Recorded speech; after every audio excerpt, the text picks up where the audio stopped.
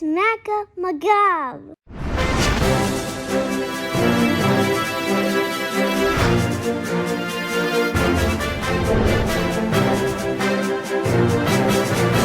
SHMACKEMAGOB, everybody. As you saw the intro, I want to thank Mark Daly for having his little child do a SHMACKEMAGOB.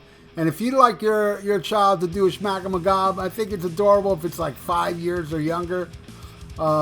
Here's my email. Send me a little short video and I'll add it to the intro of the news. There are a few more out there that sent me. I have like 3 more kids that did it, and I want to thank you all. They will be put up in order. Mark Daly was the first to send it to me. So the other 2 or 3, I think I have 3 more, will be up on future news. And if you want your kid, send it now and I'll put it up as in order. So now it's time for the news. All right, let's get into this. All right, Skid Row's Rachel Bolan on Sebastian Bach. I wouldn't say we were friends. We were bandmates. I actually had to watch this interview too. And when Rachel said, this guy brought up Sebastian Bach, and Rachel even said before he said, he goes, "Oh, this is going to be the blurb on Blabbermouth," and he was right, because that is the headline.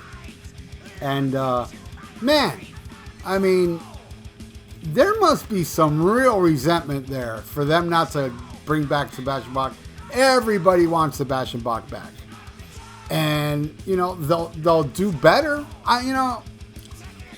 To tell you the truth, I think Sebastian Bach coming back to Skid Row would do really good for a tour or two, but then it'll kind of die down. I mean, they were big at one time, but I can't see, this ain't like, like, I don't know, for example, like a Motley Crue reunion or, and stuff like that. That's more solid. But hey, I'm a big fan of Skid Row with Sebastian Bach. And this Saturday, by the way, on Record Store Day, they're releasing Slave to the Grind on vinyl, and I'm running out there, and I'm going to try to find it, and I even have my great friend Charlie Hill that is going to try to find it for me as well. But I got to say, I also like some of that the Skid Row without Sebastian. I know a lot of people won't even give it a chance, but man, do yourself a favor and punch up Skid Row Let Go, or it's Let's Go, one of the two. Man, it smokes, and they have a lot of cool songs, man. I mean, with Solinger, who's no longer with them, so they're working on a new album. I'm interested to hear it. I love Sebastian, and but at the same time, I don't think they totally suck without him. But the majority of everybody, if it's not with Sebastian, it's not Skid Row. Where the truth of the matter is, Rachel Bolan and Snake are the main songwriters, and I think they wrote some really cool songs since he left. It's a shame that most people just wouldn't give it a chance. But man, there must be some severe, I wouldn't use the word hatred, but more like, I don't care how much we get paid. I really don't want to deal with this dude.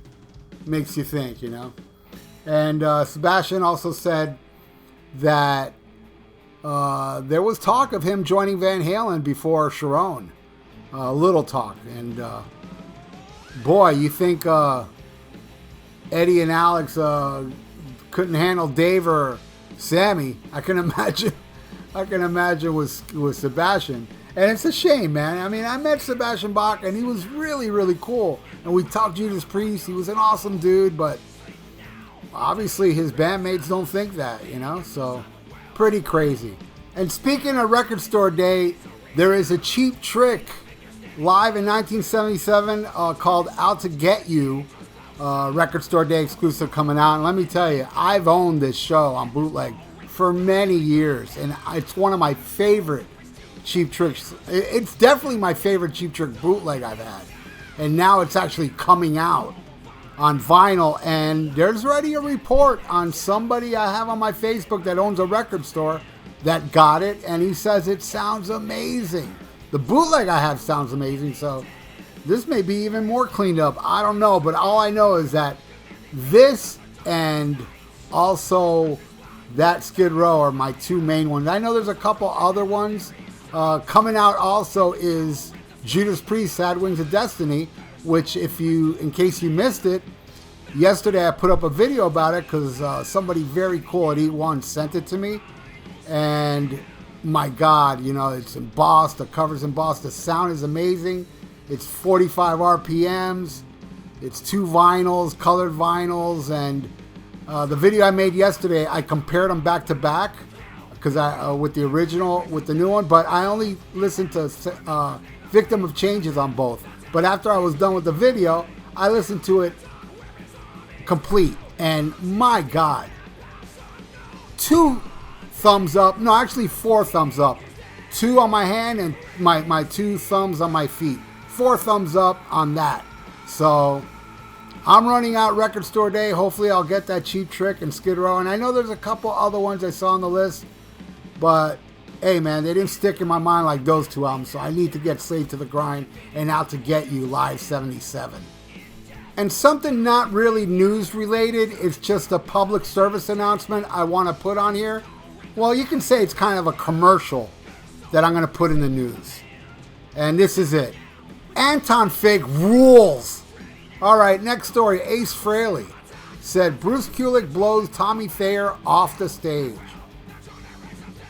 And I heard that interview as well, and how Ace put it was Bruce Kulick would do Ace's solos and throw a little bit of Bruce Kulick in it, where Tommy Thayer just does it exactly like Ace.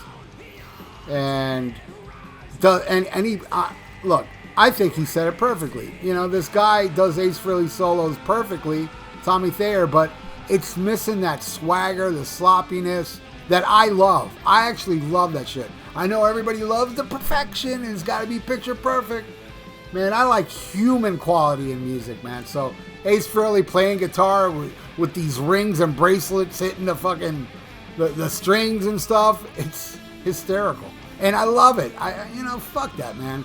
I love Ace Frehley's sloppiness, and believe me you, Eddie Van Halen, Jimi Hendrix, and Ace Frehley are 3 of the most influential guitar players in hard rock, whether you like to admit it or not. Ace Frehley may not be technically proficient, but he influenced so many people, including Tommy Thayer, fake Frehley. All right, next story. Former AC/DC bassist Paul Matters has passed away. And honestly, I didn't know about this guy. He played on High Voltage and, the Australian version, and I got the American version as a kid. And in the back it showed Mark Evans, so I didn't know. And on a future podcast, my podcast, VIERA Vault, I did an episode on AC/DC with Will Carroll of Death Angel, and he told me that there was a different drummer on High Voltage as well.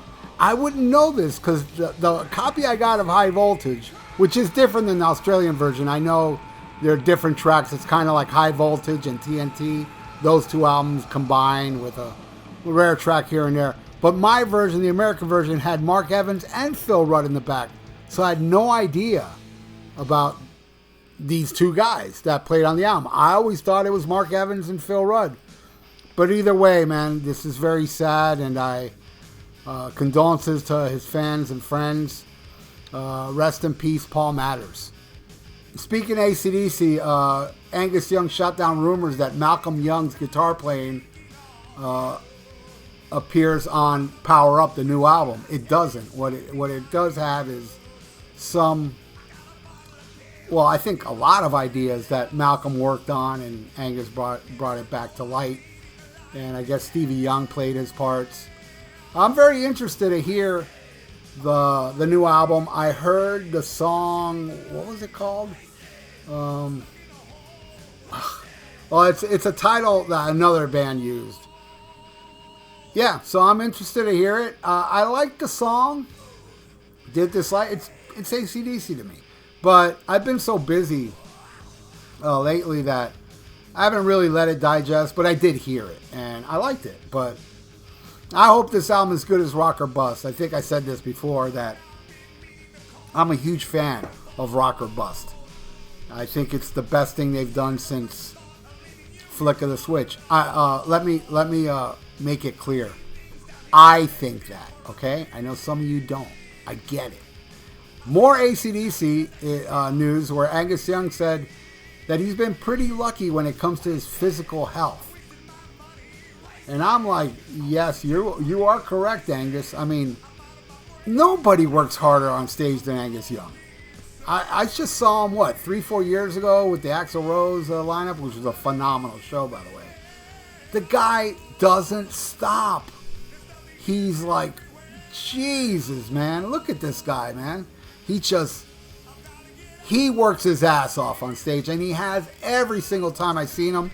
Every time I've seen a video from Can I Sit Next to You Girl with the original singer, that video, to the last time I saw him on the Axl Rose, Axl DC show.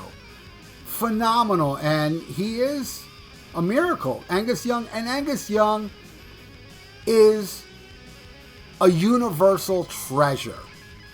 I mean, that man deserves every penny he has. With Back in Black and all the billions of albums he sold. If anybody deserves a lot of money, it's Angus Young for the blood, sweat, and tears he's put into that band. The man is a god. All hail Angus Young. All right, next story. Van Halen. Van Halen songs have dominated iTunes charts with 8 songs in the top 10. And the songs that they listed is Jump, Panama, You Really Got Me, Eruption, Running with the Devil, Hot for Teacher, Jamie's Crying, and Why Can't This Be Love? With Ain't Talking About Love coming in at number 11. And as I understand, there's many more on that chart, many other songs. But isn't it interesting that out of the top 10, only one is a Sammy Hagar song? Not to start shit, but that Sammy Hagar... No, actually, I am starting shit. That Sammy Hagar video I put up like a month ago, I was talking about how album sales, how, Van Halen with Dave sold way more than Van Hagar. And a lot of people don't... Even I heard Howard Stern the other day saying, they became bigger with Sammy Hagar. It's like, no, man. But now it's like, I've had people arguing going, well, that's not really fair if you really think about it, because, they came up with a million excuses how it may not be true. Sammy may have sold more, or they think Sammy sold more because of all his convoluted, opinions. Well, I mean, look at the top 10 now on iTunes. It doesn't seem like a lot of Hagar tunes. Actually, out of 10, there's only one Hagar tune. And speaking of Van Halen, I want to talk about a comment somebody left today. His name is Chris Kelly. On one of my Van Halen videos, he wrote, Van Halen was unlike any band that has ever existed.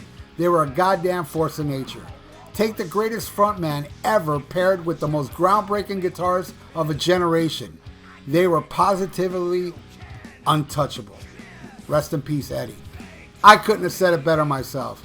And, on these videos I talk about what I saw, what I witnessed in the 80s. It was, like he said, unlike any other band that has ever existed. They were a force of nature. Huge force of nature.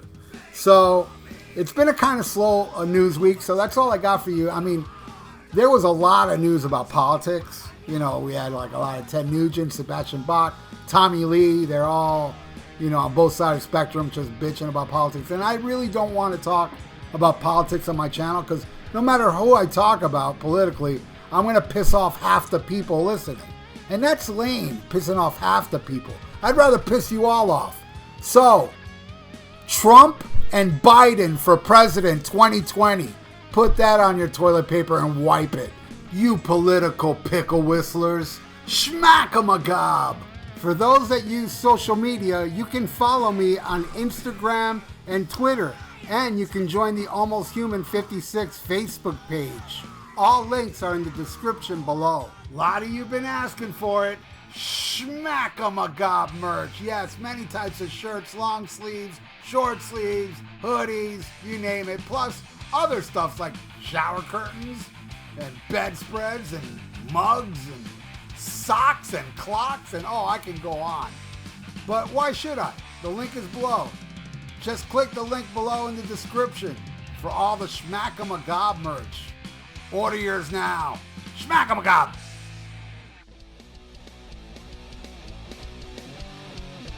Hey, check out my podcast, The VIERA Vault, on SPREAKER, YouTube, and iTunes. Subscribe. The links are below.